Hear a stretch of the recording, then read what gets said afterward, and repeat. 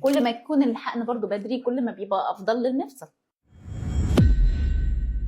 اهلا بحضرتك يا دكتور. اهلا بيك. سعداء بتواجد حضرتك معانا. ميرسي. ان شاء الله في مجموعه الحلقات دي نقدر نقدم معلومات فيها توعيه اكتر لمريض الروماتويد. ان شاء الله. الخطه العلاجيه بقى اللي كتبناها للمريض المفاصل، حضرتك بتقولي من 3 شهور ل 6 شهور ممكن تستعيني بالمسكنات علشان تقلل الهجمات وتخلي الشخص مرتاح، يعني ما عندوش الم يعني.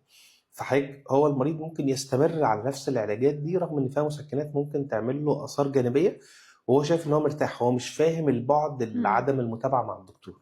ما هي المشكله ان المريض بيرتاح له شد، يبتدي يستمر مع نفسه على العلاج بدون متابعه الطبيب، وده ممكن يدخله في مشاكل تانية مش حاسس بيها خالص، زي مثلا موضوع المسكنات. يعني المسكنات دي ليها ليميت، انا ما ينفعش اقعد ماشيه المريض طول حياته على المسكنات، بيجيله مشاكل تانية في الجهاز الهضمي وممكن يأثر على الكلى. احنا بيجي لنا مرضى مثلا لو سألته سؤال لون البراز ايه يقول لك اسود. طب ما ده احنا عندنا مشكله كده، احنا عندنا مشكله والمريض مش حاسس، مستمر.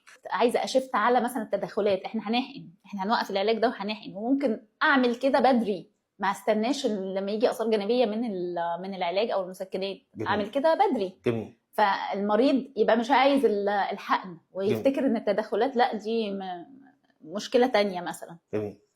بناخد شفت الحقن ده علشان نتجنب الاثار الجانبيه من الادويه. كل ما يكون الحقن برضو بدري كل ما بيبقى افضل للمفصل وما يخليناش نلجأ في الاخر لعمليات جراحيه.